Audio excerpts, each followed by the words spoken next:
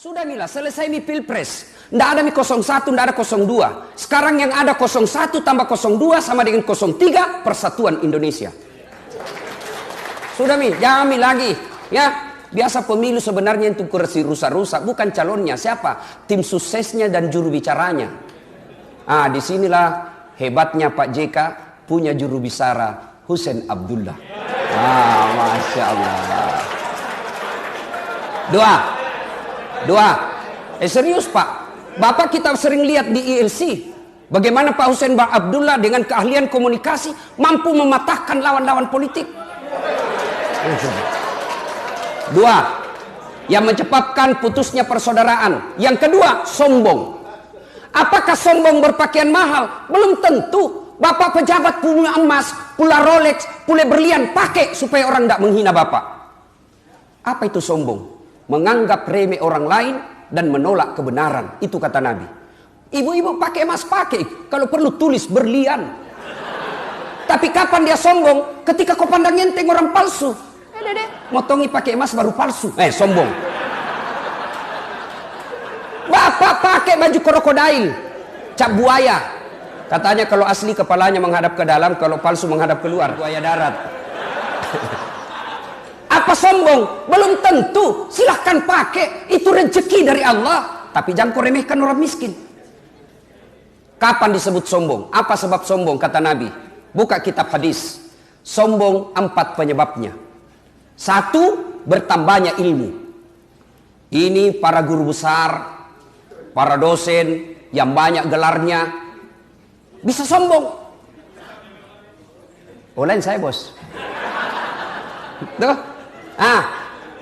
Coba ada yang bilang, kenapa itu Ustaz? Napasan dokter di depan, PhD di belakang. Nah sama Ji, beda bos. Dokter itu di depan, dokter syariah hukum Islamku. Yang PhD ku itu komunikasi. Sombong? Tidak, klarifikasi. Ayo Pak.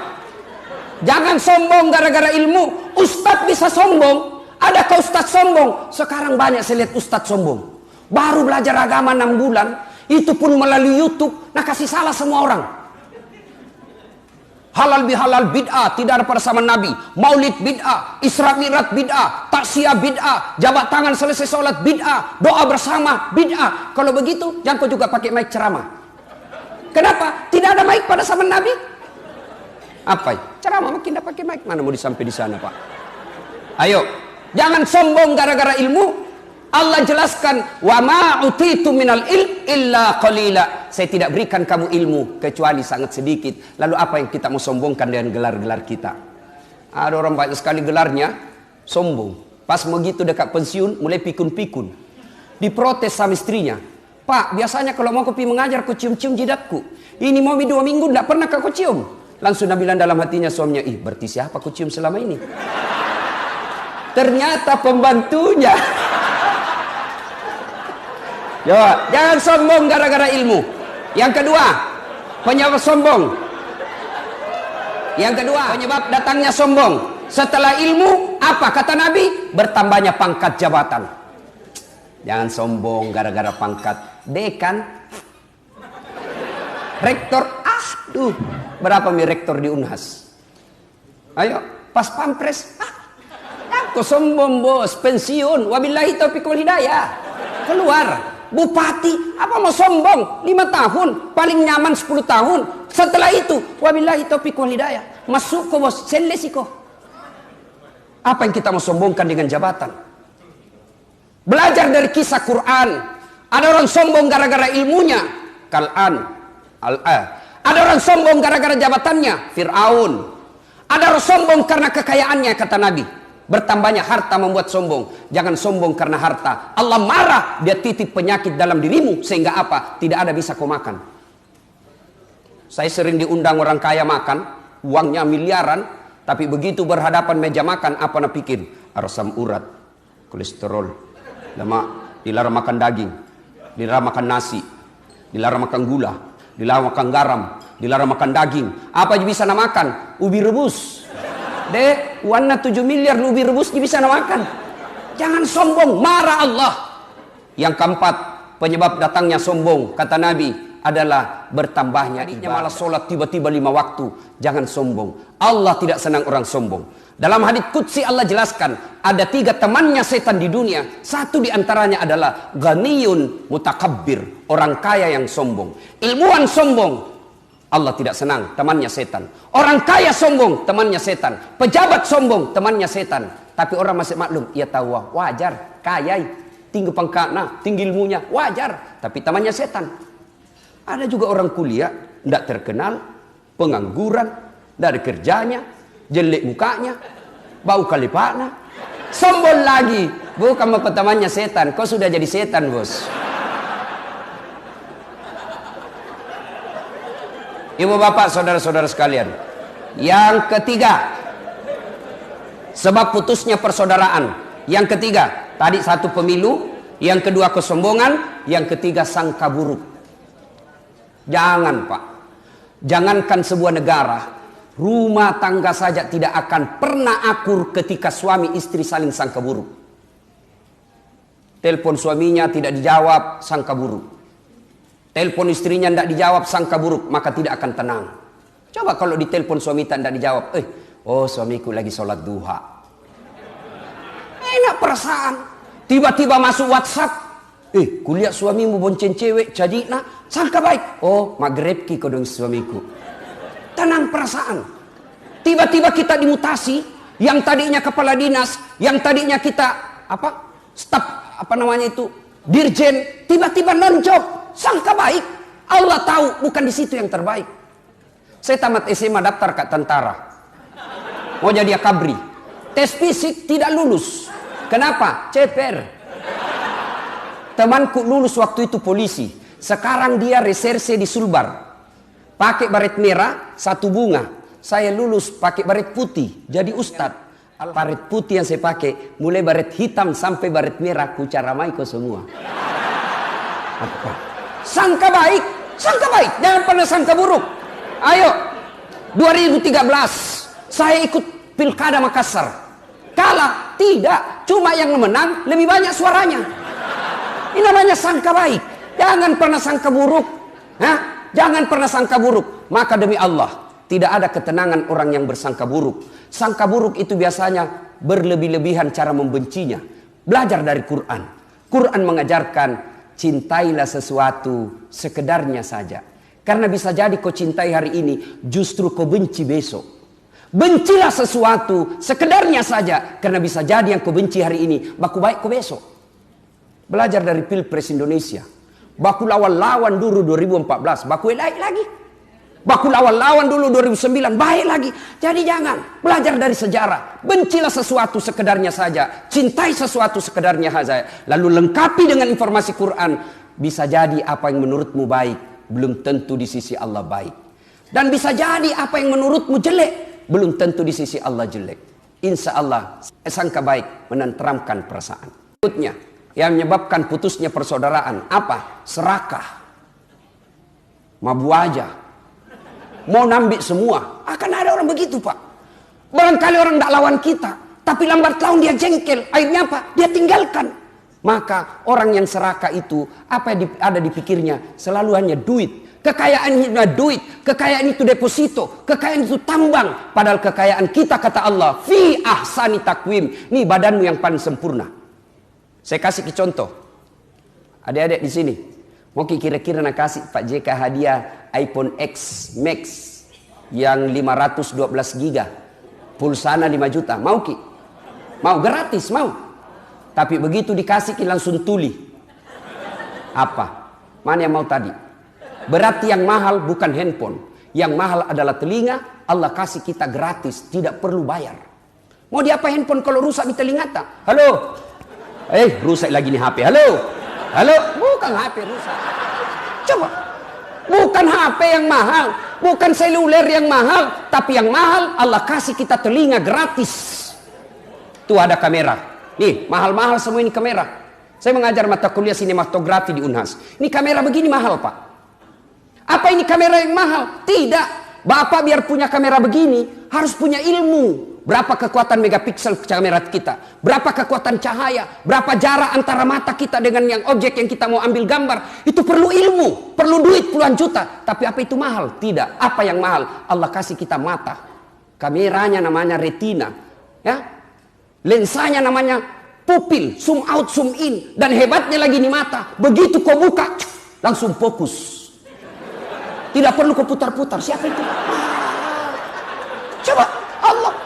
Ayo, dan hebatnya lagi di mata, luar biasa. Ini mata dilengkapi sensor, dia bisa bedakan mana istri, mana pembantu. Repot kita kalau tidak bisa takbir. Maka jangan pernah miskin, Pak. Maka Allah dalam Quran surah Ar-Rahman selalu diulang terus. Fabi ayyi ala'i rabbikuma tukatsiban. Nikmat mana lagi yang engkau kupuri? Ada pecinta bola di sini? Banyak. Umumnya lelaki pecinta bola. Apa Ronaldo hebat? Apa Lionel Messi hebat? Bukan. Karena Allah kasih lutut yang bisa bengkok. Mana bisa main bola kalau tidak bisa bengkok, bos? Maka jangan pernah miskin, Pak. Kita ini orang kaya. Mau langsung kaya? Tanya Prof. Idrus Paturusi. Itu ginjal jantung kalau dijual bede tak 2 miliar harganya. Mau langsung ada wan tak 2 miliar jual jantung tak. Allah kasih kita gratis. Maka jangan pernah serakah. Allah kasih kita ini rezeki apa? Kesehatan yang baik. Fi ahsani takwim. Inilah kesehatanmu. Syukuri itu. Bapak saudara-saudara sekalian. Banyak yang bisa memutuskan persaudaraan tapi waktu terbatas. Sekarang poin ketiga. Apa hebatnya banyak teman? Satu, banyak teman murah rezeki. Saya di Makassar hampir tidak pernah laku uangku. Saya tidak kaya, Pak. Tapi banyak temanku yang kaya. Apa itu? Tangkis nih, ada aksamahu. Banyak orang kaya. Saya di Makassar hampir tidak pernah laku uangku. Kemana-mana saya, pasti ada bayarkan, Kak. Begitu saya pasar, Pak, pasar Poter, ya, baru Kak turun dari mobil, ada yang teriak, "Assalamualaikum Ustaz." Dalam hatiku aman dan terkendali. Coba, ada isi sayur, ada isi ikan. Saya bilang, "Siaga ji, siaga ya ji." Ajak na Ustaz, majak deh, malilek mopi. Jangan maki ji. Jangan Ustaz, berapa? Jangan maki ji. Dalam hatiku, memang itu kutunggu. Istriku itu suka sekali kalau saya pergi pasar. Dia bilang gratis. Yang kedua, banyak teman gampang selesai masalah. Saya pergi ke kantor polisi, ketemu komandan. "Assalamualaikum Ustaz." "Siap komandan." "Kenapa Ustaz?" "Perpanjangan SIM komandan." "Panggil Kasat Lantas." Bantu Ustaz, urus cepat. Jangan ku lagi minta uangnya. Dosa ku uang Ustaz ku makan. Selesai masalah. Banyak teman gampang selesai masalah. Yang ketiga, banyak teman insya Allah umur panjang. Kenapa Pak JK umur panjang? Salah satu sebab beliau banyak teman dan tidak punya musuh. Banyak yang doakan. Coba. Yang keempat, ini yang paling penting bagi seorang politisi. Banyak teman gampang menang pilkada. Pak. Nah, ibu bapak, saudara-saudara sekalian. Nah, berikutnya, poin keempat. Poin keempat sekarang. Apa itu, Ustaz? Bagaimana merapatkan ukhuwah? Terlanjur mi putus. Satu, belajar dari filosofi sholat jamaah. Sholat, coba lihat sholat jamaah, Pak. Begitu angkat takbir, Allahu Akbar. Sama semua bahasanya, Pak. Coba bayangkan kacaunya sholat di masjid, seandainya pakai bahasa masing-masing. Yang jadi imam orang Arab, Allahu Akbar. Yang jadi makmum, datang saudara kita, orang Bukaka, Rembone, Bungallahu Ta'ala Malupu. Datang orang jadi ponto, dia pakai bahasa Persian, Kareng Allah Ta'ala Lompua. Datang orang Toraja, dia pakai bahasanya mu'allab, Pungallah Ta'ala Tonggo Gajah. Terakhir datang orang Padang, sepupunya Ibu Wapres, Allah nan gadang. Terakhir sekali anak gaul dari Betawi, dia takbir pakai bahasa gaul, Allah gede banget gitu loh. Coba, baru takbir kacau. Coba, belajar dari filosofi sholat berjamaah. Coba indahnya tadi kita lihat tari-tarian, 4 suku tidak perlu harmonis. Belajar dari situ, Pak. Jalan jamaah. Yang kedua, untuk memupukkan persaudaraan, filosofi sholat jamaah dalam sholat jamaah ada yang disebut kesetaraan. Orang ribut Pak kalau tidak ada kesetaraan, ketidakadilan, pasti ribut. Coba lihat orang sholat, mau jenderal, mau kopral, kalau cepat datang depan. Nah ini, ibu bapak saudara-saudara sekalian. Kemudian belajar dari sholat jamaah. Ketika sholat jamaah, jangan pernah ganggu orang. Mana ada orang ganggu orang sholat berjamaah? Maka rukun kita. Boleh punya mazhab, silakan. Tapi jangan kau ganggu dan jangan kau salahkan mazhabnya orang. Kan ada itu begitu. Baru takbir, nak ganggu dia memaki. Allah. Kayak baca Al-Fatihah, kayak mau nak gigit telinga tak. Bismillahirrahmanirrahim. Tidak boleh itu dalam sholat jamaah. Ada memang begitu. Kemudian apa? Dalam sholat berjamaah ada yang disebut tenggang rasa. Coba, ketika jamaah Nabi jelaskan, kalau kau jadi imam, ringkaskan bacaan sholatmu. Yang kedua kata Nabi, kalau kau jadi imam, baca yang umumnya orang hafal. Ini banyak tong imam sekarang telekang. Baru ngangkat takbir lama memang nih. Agak aja itu namuakka dibawa bos. Ini pula takbir lama memang nih. Nanti dia bilang hebat kalau dia baca surah yang panjang-panjang. Itulah sebabnya ketika kita sebelum angkat takbir, imam dianjurkan salat jami' rahimakumullah. Untuk apa? Inspeksi pasukan. Lihat Ki, kalau banyak yang pensiun di dalam, jangan lama-lama. Yang kedua kata Nabi, baca yang umumnya orang hafal. Tujuannya apa? Satu, umumnya orang hafal. Supaya apa? Supaya orang khusyuk dalam bacaanmu.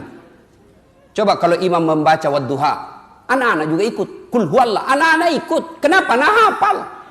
Tapi begitu imam membaca surah Al-Anfal ayat 19 sampai 32, dia khusyuk dengan bacaannya, kita khusyuk dengan hayalanta. Mau ki ikut, tidak dihafal. Mau ki ruku, belum selesai, terpaksa dibaca sama di dinding masjid. Pengurus masjid Al-Markas Al-Islami. Coba. Iya toh? Selesai itu mau ki berhenti, belum pi juga, belum selesai, dibaca lagi apa? Kalender. Kerukunan keluarga Bone. Mau ki ruku, belum pi selesai, terpaksa bajunya lagi orang dibaca. Caleg DPR RI nomor urut 7. Siapa yang salah? Imam. Berikutnya kata Nabi, bacalah yang umumnya orang hafal. Yang kedua tujuannya apa? Supaya begitu salah imam ada yang bisa luruskan. Coba, salah satu sebab kokohnya kepemimpinan Pak Jokowi dan JK karena disokong oleh hebatnya Pak Yusuf Kalla. Ya, dalam asas salat jamaah tidak boleh orang piti-piti itu di belakang imam, tidak boleh bos. Yang di belakangnya imam pada zaman Nabi itu 4 sahabat utama. Tidak boleh. Kenapa? Begitu salah imam, ini yang di belakang bertanggung jawab. Piti-piti langsung masuk, salah imam. Apa? Saya ada cerita Pak, waktu ku kecil SMP. Sujud, siang, asar. Kenapa lama sekali ini imam? Ternyata mau 1 menit, belum pindah. Ada temanku, nangka kepalanya. Wih, hilang imam. Ternyata keluar melalui pintu kiri. Selesai sholat ditanya, kenapa ki keluar Pak Imam? Metuk kana. Dia bilang kentut kak. Pak Imam lain kali kalau kentut ki angkat kepalanya jamaah tak supaya dia lihat ki orang. Dia bilang sengaja kak nak kamalu kak kuliah. Kacau Pak. Ibu bapak saudara-saudara sekalian yang saya hormati. Ini filosofi sholat jamaah. Kalau ini kita amalkan Pak, aman ini negara. Nah ibu bapak saudara-saudara sekalian, banyak yang ingin kita sampaikan tapi waktu yang terbatas. Yang berikutnya menyambungkan persaudaraan itu setelah berjamaah. Yang berikutnya wal afina ilan nas, maafkan orang yang salah kepadamu. Belajar dari Rasulullah. Datang Rasulullah ke Taif, memohon bantuan orang Taif setelah dari Makkah dihina. Datang ke Taif, tapi apa sambutan orang-orang Taif? Dilempari Nabi. Siapa yang lempari Nabi? Bukan orang dewasa, anak-anak kacuping. Anak-anak kecil dilempari Nabi sampai robek dia punya pipi beliau. Datang malaikat Jibril menawarkan bantuan. Ya Muhammad, tak lewat-lewat ini. Karena itu kalau ada yang ganggu Muhammad itu Pak, langsung muncul itu malaikat Jibril seperti itu iklan Wani Piro. Ya langsung muncul. Jibril, kata Muhammad, Jibril, Muhammad, keterlaluan ini orang Taif. Saya diperintah Allah untuk hancurkan mereka. Kau berdoa saja. Mendengar ini apa jawaban Nabi? Ya Jibril, kalau Allah ingin mengabulkan doaku, saya hanya berdoa, ya Allah, berikan mereka hidayah. Mereka memperlakukan seperti itu karena dia tidak tahu apa yang saya bawakan. Saya membawa hidayah buat mereka. Terbukti doanya Nabi dikabulkan sampai detik ini, Pak. Saya keliling-keliling di Saudi Arabia, orang Taif paling baik akhlak dan tutur katanya. Nah, coba kalau saya kira-kira terkupumak babak belur, tiba-tiba datang satu bantuan tentara, bagaimana saat habiskan. Tapi Nabi tidak. Inilah menyambungkan persaudaraan dengan cara apa? Memaafkan. Innallaha yuhibbul mukhlisin. Bukan cuma memaafkan, tapi dibalas dengan kebaikan. Berbicara soal ini tentu gampang, tapi mempraktekkannya tentu sangat sulit. Ibu bapak saudara-saudara sekalian, inilah tausiah kita. Dan pada intinya Allah Subhanahu wa taala berfirman, wa'tasimu bihablillahi jami'an wa la tafarraqu. Berpegang teguhlah engkau kepada tali persaudaraan agama Allah dan janganlah engkau bercerai-berai. Integrity is very important thing in development process. Persatuan dan kesatuan bangsa adalah modal yang sangat berharga dalam proses pembangunan, diwujudkan dalam sila ketiga Pancasila, persatuan Indonesia. Akhirnya saya mengucapkan terima kasih yang sebesar-besarnya kepada panitia yang telah mengundang dan memberikan kesempatan kepada saya untuk tampil di tempat ini. Tentu berbicara di tempat ini adalah kemuliaan yang sangat besar. Karenanya sekali lagi terima kasih panitia, dan hebatnya lagi nak kasih ketawa bisnis kelas pesawatnya. Nggak tahu ini pulangnya nanti.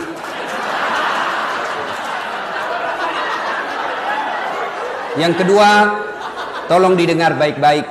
Saya mewakili seluruh Sivitas Akademik Universitas Hasanuddin dan IKA Universitas Hasanuddin menyampaikan terima kasih dan penghargaan yang setinggi-tingginya kepada Ibu Hajah Mufidah Yusuf Kalla yang telah selama ini memelihara Pak Yusuf Kalla, mendampingi Yusuf Kalla sehingga kami punya kebanggaan menjadi orang Sulawesi Selatan.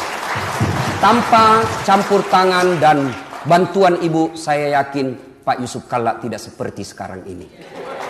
Fungsinya seorang wanita adalah mendampingi suami untuk menuju kesuksesan. Saya berdoa mudah-mudahan ibu bahagia lahir batin dan insya Allah di akhirat tetap dipertemukan menjadi suami yang mawaddah warahmah. Demikian, mudah-mudahan ada manfaat. Lebih dan kurangnya mohon dimaafkan. Nun wal kalam ya masturun. Billahi fi sabilil haq.